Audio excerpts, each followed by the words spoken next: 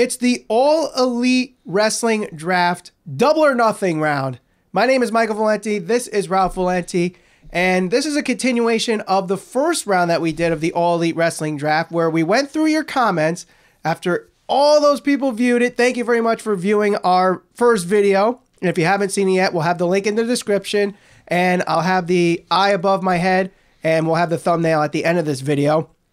So these are going to be 10 wrestlers that you want in All Elite Wrestling. And we're going to say whether or not we think it's going to happen at some point.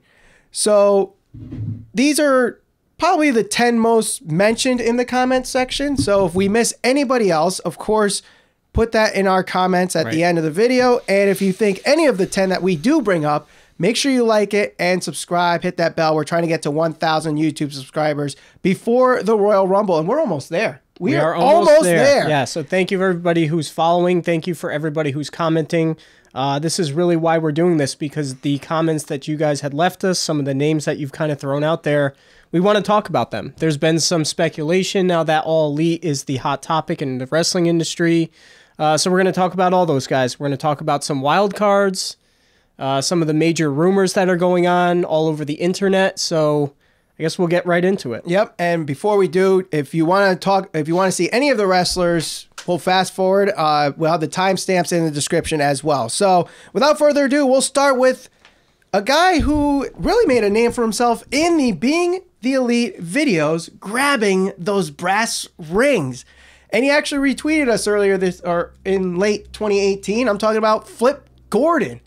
Flip Gordon, who is still under contract with Ring of Honor through 2020, obviously can't be contracted with All Elite Wrestling, but you start bringing up the question if All Elite Wrestling will be sharing talent with anybody. Right. We do know that there will be a meeting with Ring of Honor and New Japan Pro Wrestling about a partnership, and if that happens, you know Flip Gordon will be part of that agreement. So, do you see Flip Gordon going to All Elite Wrestling at least once his contract's up with Ring of Honor? Right, yeah. So as you kind of pointed out, he did just re-sign a new contract, I think at some point in July, which runs to 2020. But that being said, I definitely see him going to All Elite at some point. And in what capacity, I don't know. It all depends on, are some of these other smaller promotions like Ring of Honor, like Impact, or maybe even New Japan, are they going to play nice with All Elite? That's the big question. Is there going to be some type of inter-promotional type deals? Are they going to borrow talent from one another? We don't know, but at least it makes it fun for us to speculate and kind of see, okay, this is a fantasy type roster here, so what's it going to look like? But I do see Flip Gordon going there. It's in some capacity by 2020. He did get the opportunity to work All In. We know that he's been on Being the Elite, even though Cody Rhodes hopes he fucking dies, as he said. Whispered it right in his ear there. But yeah, I mean, Flip Gordon, really talented guy, big on the independent scene. So yeah, I see him going. Now, you bring up Cody Rhodes. I do not think they had a one-on-one match while Cody was in Ring of Honor.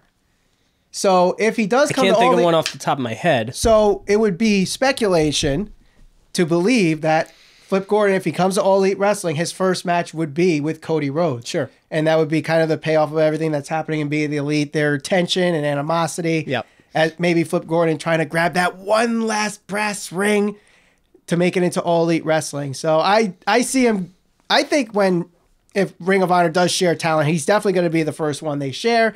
And once his contract's up, he will eventually be a full-time employee of Ring of Honor, or excuse me, of All Elite Wrestling.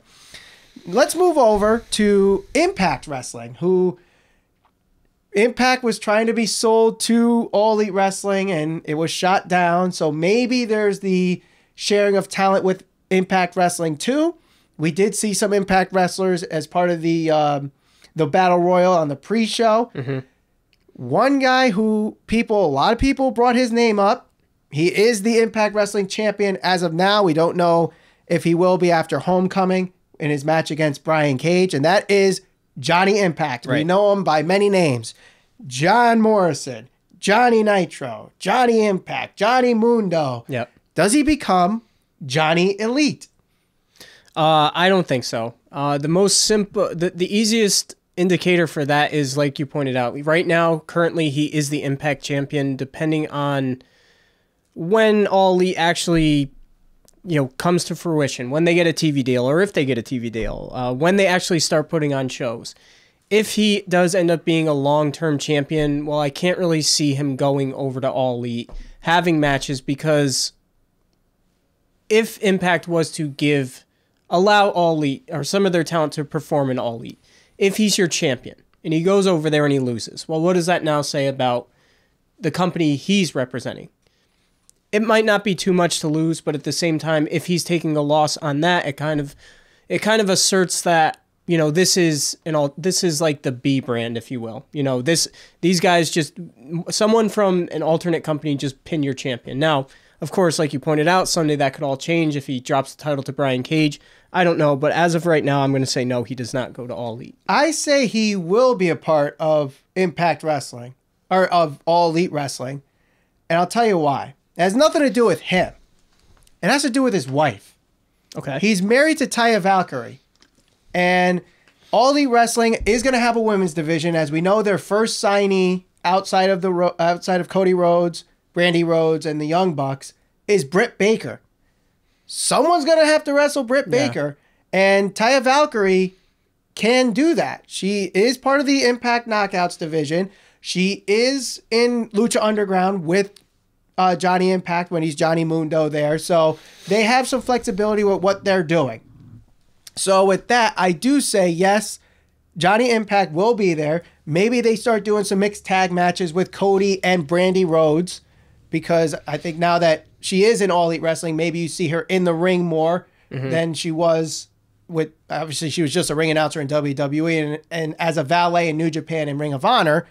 So maybe she's in the ring more with All Elite Wrestling, and you could see that too.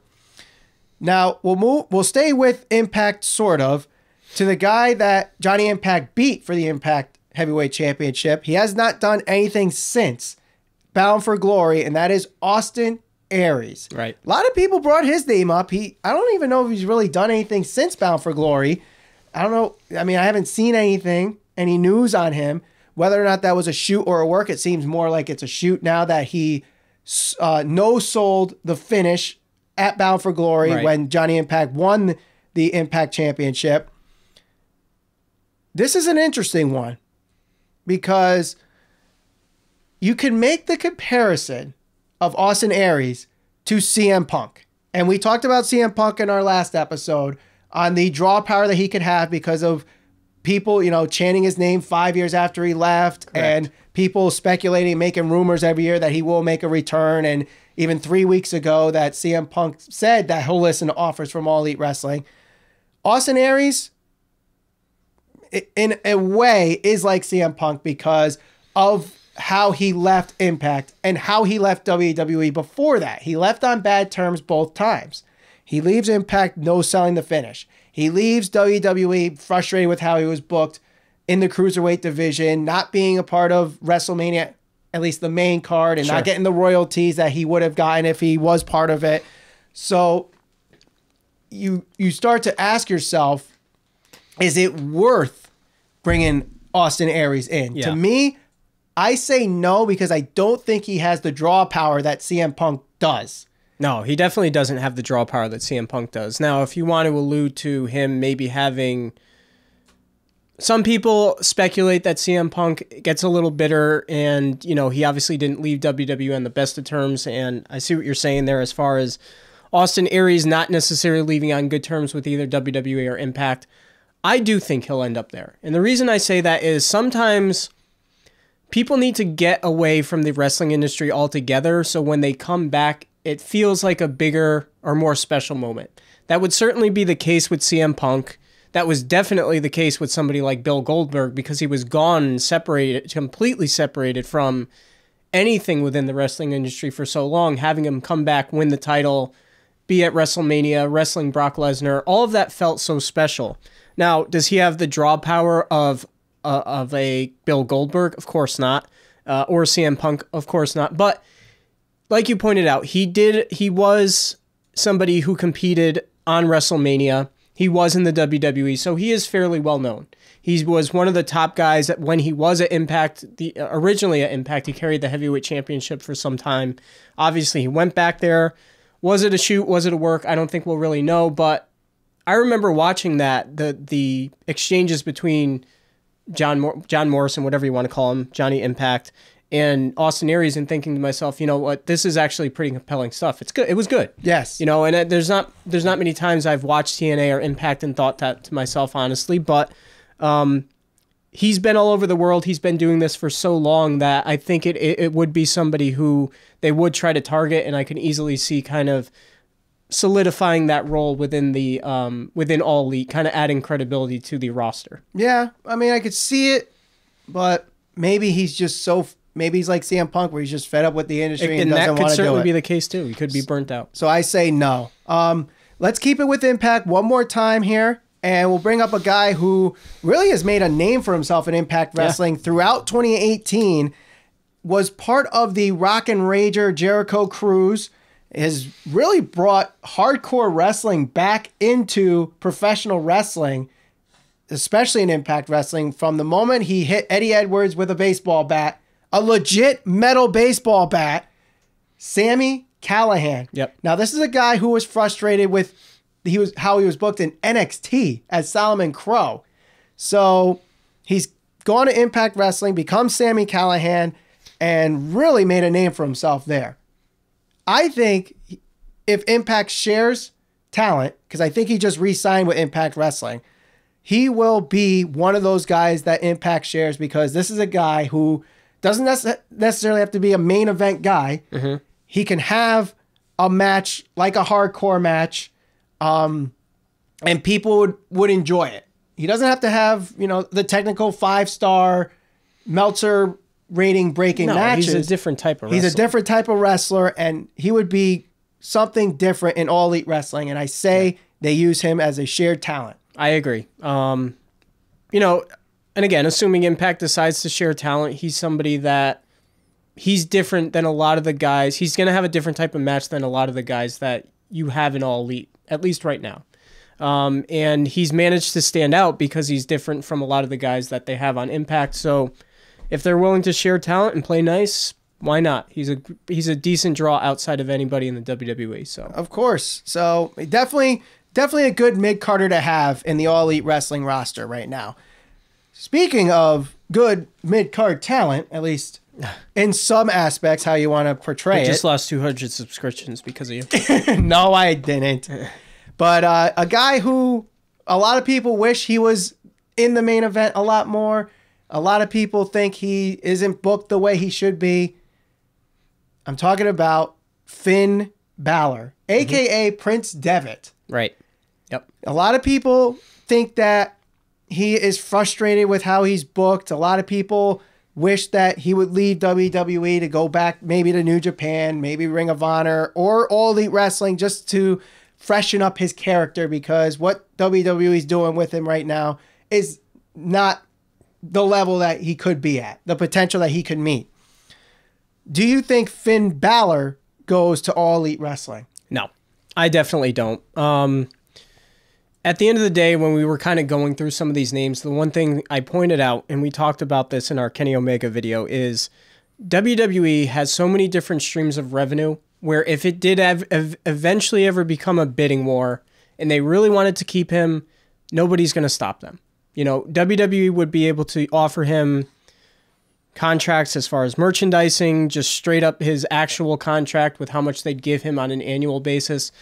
I don't think anybody can compete with that. And not only at least not right now. Not only that, his booking, while he probably loses more than he should, his booking has not been that bad on the main roster. He was the first Universal Champion. He came out the night after SummerSlam of 2018 and wrestled Roman Reigns to his limit in his first Universal Championship match. He was the Iron Man of the 2018 Royal Rumble. Mm-hmm. He main evented Raws. He's been in the upper mid card to main event level. I mean, yes, he has not won the Universal title since he had to drop it the next day due to injury. Right. He has never been the Intercontinental Champion at all on the main roster or had belts outside of the Universal Championship. So in that regard, I do understand the frustration, but he's on TV every week in multiple segments. Mm-hmm. He is in big spots. He'll probably be a big name in the Royal Rumble this year. He already announced it on Twitter that he is going to be in the Royal Rumble. He'll probably be an early entrant. He'll probably be in there 30 to 40 minutes again. Maybe not the Iron Man, but still in there for a while. Right. Maybe have some big eliminations. So I don't think, would he want to be booked better? Probably. Yeah. Who doesn't? But I don't think it's where it's that bad where he wants to leave WWE because of it. I mean, I think at the end of the day, the fans are probably more frustrated with his current position on the roster and on Raw and all of that stuff. But I don't know if any of that actually resonates with Finn Balor himself. And I think a lot of people assume, based on where they feel he should be and where he is on Monday Night Raw, that he wants to leave and he wants to go back to New Japan. But there's never been really anything to suggest that that's actually happening or that he actually feels that way. Does everybody want to be champion in the WWE? I would certainly hope so. I mean, when you're the champion, you make more money. That means you're the top guy within the wrestling industry. That's what Stone Cold Steve Austin always said. If you don't want to be champion, why are you doing this? He said, I think Stone Cold said that you got one job, get yourself over, right? So yes, obviously everybody kind of goes into the business for themselves, or you're getting somebody else over and everything else. But at the end of the day, as much as as cool as I think it would be to see him there, I don't see it happening. All right, so we're going to veer off a little bit from the men and go into the women's division a little bit. Now, we know that the first signee of All Elite Wrestling is Britt Baker, who is the girlfriend of Adam Cole. She's going to need people to wrestle. The other three women that she wrestled at All In, you're right there? I'm good. All right. The 4-way match at All In was Chelsea Green, who is signed with NXT. She's not going anywhere. Madison Rayne, who just signed with Ring of Honor. Britt Baker. And Tessa Blanchard. Now, Tessa Blanchard is currently contracted with Impact Wrestling. But she's also going to be doing Women of Wrestling, which starts in January on Access TV. She does stuff in the independent scene. So she could be part of All Elite Wrestling, at least as a shared talent or independent performer. To me, Tessa Blanchard is the independent or non-WWE version of Charlotte Flair. Mm-hmm. She is a draw in the women's division wherever she goes. And while she is good in the ring and makes a name for herself by herself, it helps that her father and his legacy, being part of the Four Horsemen, Tully Blanchard, helps with that. Yeah. Similar to Charlotte Flair. Charlotte Flair is one of the best women wrestlers in the world, but it helps when her father is Ric Flair. Yeah, they do the last... So Charlotte Flair does the last name Flair justice. It's not like she just gets ahead or gets by because that's her last name. And I think the same can certainly be said for Tessa Blanchard. Right. You know, the lineage is there with her father having been a Four Horseman. But that being said, she can certainly work her ass off. And she's a great wrestler. Yes. And one thing, if you're going to build the women's division in All Elite Wrestling, you're going to need someone to be the champion and really bring it to the forefront and have it head on. She could do that. She could be your first All Elite Wrestling Women's Champion, have a good run with it, have some great matches. She does, stuff with Impact Wrestling right now. And like I said, you're going to, if you get Johnny Impact, you get Taya Valkyrie as a package deal there. So, they've had matches in Impact Wrestling before, so it makes sense. And I say yes, Tessa Blanchard's in. I agree. All right, so one other former WWE superstar has kind of made a name for herself in the independent scene, and a lot of people put her name out there. She's currently injured right now. She is under recovery, but she should be back soon. And that is Emma, or going by her real name, Tennille Dashwood. Yep. Her release in WWE was very surprising, considering that it was the night after she faced Asuka in Asuka's first match. Yep. It was like, okay, thanks for putting over Asuka. Goodbye. And it really seemed like they were going to try to get behind her for once. Yeah. And it was surprising, too, because she was really good in NXT. Yes. But I mean, a lot of people would say that her and Paige really helped bring the women's evolution to life. So this would be a really big name, especially with the diehard wrestling fans that All Elite Wrestling will easily bring in at first. And she is a good character. Obviously not the Emelina character, but her late character that she was developing before she was released in WWE, I think will work in All Elite Wrestling and help bring in some other eyeballs to the product. So I see her definitely coming in, especially when they need more women in that women's division to wrestle Britt Baker. Yeah. I definitely agree with that. You know, hopefully she does go there. She becomes one of the mainstays in the women's division. Her and Zack Ryder can get back together and ride off into the sunset. Right. Now, the last three are big names because of their affiliation with WWE. And probably the most three that we saw in the comment section in our first round of the All Elite Wrestling draft. The first one, he walked out on WWE. We didn't hear from him for almost a year. Supposedly he was at least offered to be an All-In. He was not an All-In. Now he's in Dragon Gate. I'm talking about Neville, or now known as Pac, which is what he was before becoming Neville as well. Do you see the King of Cruiserweights coming to All Elite Wrestling?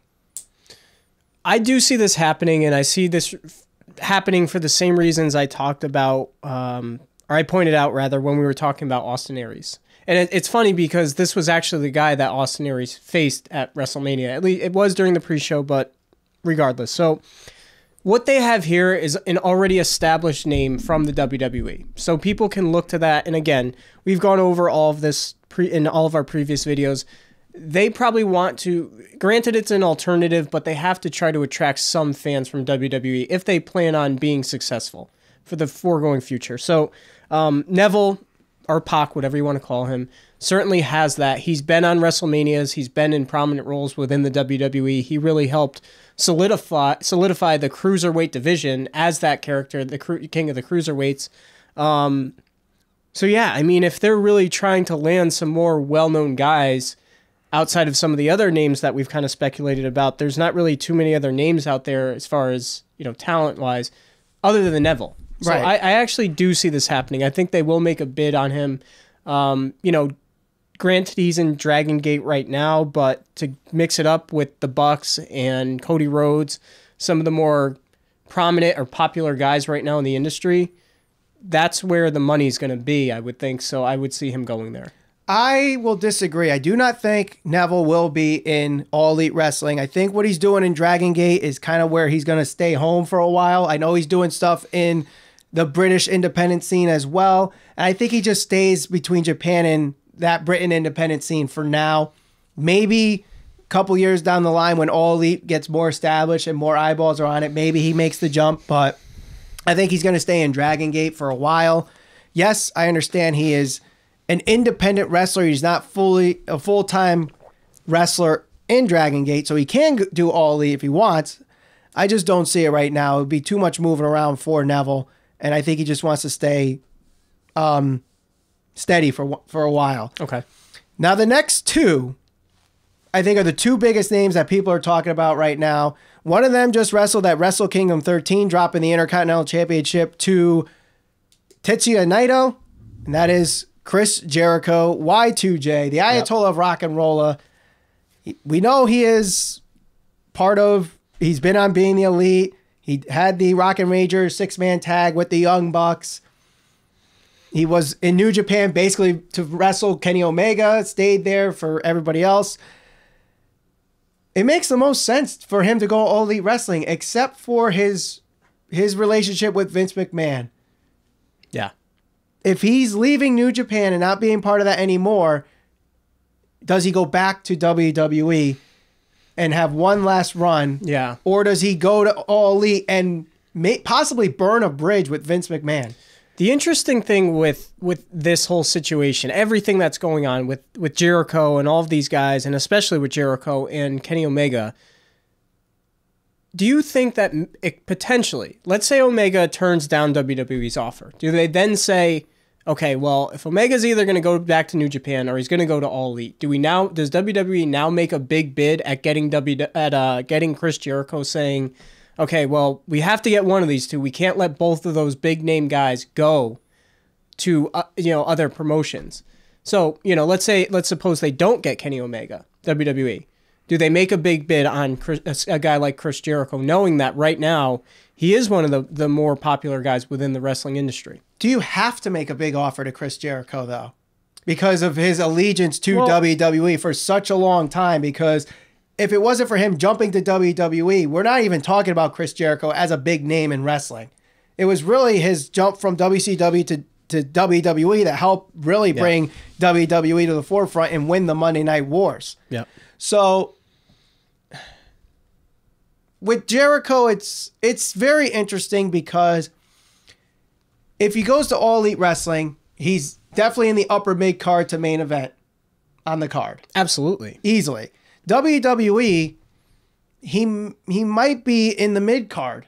Upper mid card at most, and he doesn't need to be the main event. Exactly. Because when you look at the things that he was doing in WWE with Kevin Owens and you just made the list. He did all of these different things to make himself stand out. So that's what makes all of this interesting, and that's what is making the wrestling industry fun right now, because there's so much speculation who's going to go where. Chris Jericho is interesting because he's a guy who really doesn't have anything to lose. He's done everything there is to do within the WWE. He's gone to New Japan. He's been successful there. We always talk about how he reinvents himself no matter where he goes. So even at his age, I think he's 48? He's somewhere upper 40. So in his 40s. He still remains relevant to this day. He just had one of the best matches on that card on Wrestle Kingdom 13 against Naito. So yeah, I mean, to me, everything to this point would kind of tell you that I think he is going to go to All Elite because he has been so loyal to these guys, and he's a guy, when you look at when he transitioned from WCW to WWE, that was a big risk, but he's a guy who kind of knows how to strike while the iron's hot. That's what he did with New Japan Pro Wrestling. He was on his way out with WWE, or, not necessarily forced out in any way, but he left because he said, oh, well, at WWE, I've done everything I can do there. What's this going on over here? And he was able to kind of assert himself into different roles and different characters and still remain relevant. So now the other speculation that could be brought up as to why Kenny Omega is going to WWE is Chris Jericho. Now, Chris Jericho has admitted that when he went to New Japan, he asked for Vince's blessing. Yes. And could this be the conspiracy theory that Jericho went to New Japan to try to recruit Kenny Omega to WWE? So you could also say, like, Jericho did his thing in New Japan and is now going to go back to WWE. Mm-hmm. Does he bring Kenny Omega with him? No, I don't think so. I think, we mentioned in the previous episode, I think Kenny Omega stays in New Japan, eventually goes to All Elite Wrestling. But Jericho, he's so good at what he does. When he left WWE and did his thing in New Japan, it was a step up in his career. If he were to go to All Elite Wrestling, because it's not established yet, it might be a step down in his career. I don't know if it's necessary. It's a risk. Just like we said, it would be a risk for a guy like Kenny Omega, because if Kenny goes to WWE, you know what you're getting into. Whether his gimmick or his character gets over or not, WWE is going to be here for X amount of years going forward. Same can be said for New Japan right now, a company on the rise. With All Elite, there's still so many question marks. I mean, they don't have a roster yet. We know there's somewhat of a roster. There's some speculation about some guys that we think might go there. There's no TV deal, at least not to this point, that's been announced. We know Double or Nothing has been trademarked, but what does that mean? So there's so many question marks. So for a guy like Chris Jericho, again, that is a risk for him.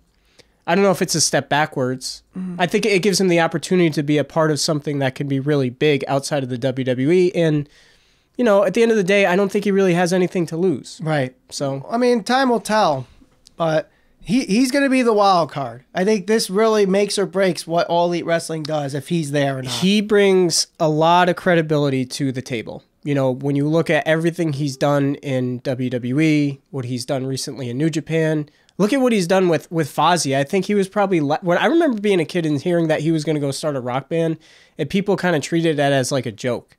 And you know, they're pretty damn popular right now, and he's doing just fine with that. So he's just one of those guys that knows how to win and knows how to come out on top. So I see him going to All Elite, and I see him being very successful there. Now, the last guy we're going to talk about is the biggest rumor in All Elite Wrestling. Internet is going crazy with this. And it starts because of his agent, Barry Bloom. Yep. It starts with his Twitter account because he follows All Elite Wrestling. He follows Double or Nothing. They followed him back. So, Oh my God, he's coming to All Elite Wrestling. It's Goldberg. Right. Is Goldberg coming to All Elite Wrestling? I don't see it happening. I really don't see it happening. If you're going to try to convince me that Bill Goldberg is going to go to All Elite Wrestling in some sort of capacity because he follows them on Twitter and they follow him back, and that his agent is this guy that's supposedly heavily rumored to be involved, I just don't see it. I don't see how that's possible. And, you know, I went through the list of some of the people that also follow. You know, you've got Scott Dawson, Ryback, Kyle O'Reilly. So what? Goldberg follows them. Can Goldberg smartly have done this just to say, hey, you know what? I know this is really popular. I know if I like them, it'll make for some speculation. That'd be smart on his part. Or what if Triple H went and followed Kenny Omega today? Could you imagine? Oh, Triple H started following Kenny Omega on Twitter. Doesn't mean Kenny Omega's going to WWE the same way this doesn't mean that he's going to be going to All Elite Pro Wrestling. So, I don't know. I don't see it. I need to see something more substantial than, hey, guess what? We follow each other on Twitter, and his agent is part of the recruiting process. Yeah. Which, yes, that is big, that the fact that Barry Bloom is going to be part of the recruiting of who they get in All Elite Wrestling, and he has represented Goldberg. But what would he do? And that's the thing. Do you make him at, what's he, 53, dominate everybody in All Elite Wrestling? That's not what you want to do. You don't want to have a 53-year-old, you know, squashing everybody in 5 seconds, when one of the big frustrations in WWE is the fact that they're using their old guys to bury new talent. You'd just be doing the same thing that they're doing. I don't see him in if you were to try to, I'd be much more open-minded to him being like a commentator or like a general manager type role, something like that. Yes. I can't see him having some type of in-ring prominent role weekly or however you. The only way he is a part of All Elite Wrestling in an in-ring wrestling capacity that I think makes the most sense, that he can offer that WCW and WWE never did, and that is give us the match that we wanted in WCW. Chris Jericho versus Goldberg. Yep. So for any of the younger demographic that might be watching this, there was at least legitimate bad blood there. I think there was an altercation at the power plant going back when Goldberg was first coming into WCW or first coming up. Some type of fight between the two. Jericho has talked about this. I don't know if it was on his specific podcast. I don't know if Bill Goldberg has actually talked about this on his own either, but there was some bad blood between those two. So, you know, do they try to run with that and incorporate that in the storyline? I think it could work. And let's not forget the on-screen roughing between those two, with Jericho trying to get a match with Goldberg and Goldberg never granting it because Goldberg said it didn't make sense for Jericho to go over because he was a cruiserweight at that point. Yes. So now that Jericho is much heavier than he was back then and is a much bigger star, and Goldberg is Goldberg, this has the draw power. Absolutely. That if this happens at Double or Nothing, that's the main event. Yeah. Bill Goldberg, for whatever people want to say, granted, yes, he's old, but he did also just carry the Universal title not too long ago and defend it at WrestleMania. Right. He beat Brock Lesnar in whatever that was, like 90 seconds. Okay. So yeah, of course, Bill Goldberg's always going to be Bill Goldberg. He'll always be a draw. In a one-off match, yes. In a prominent role as a wrestler, I say no. No. I agree. But do I see that one-off match? Unless it's with Jericho, I don't see it. So that will be it for round 2, our double or nothing round of the All Elite Draft. Let us know if we missed anybody, and maybe we'll do even a round 3 here. Comment below on anybody that you think we missed for the All Elite Wrestling roster. If you think any of the 10 that we mentioned now, make sure you like, make sure you subscribe, hit that bell for notification as we're trying to get to 1,000 YouTube subscribers before the Royal Rumble. And of course, follow us on Twitter. We're at SCPB Podcasts. If you're listening on your favorite podcast provider, subscribe, like, share, and review so that more people listen to the Squared Circle Psychobabble. For Ralph Valenti, my name is Michael Valenti, and thank you for listening to the Squared Circle Psychobabble.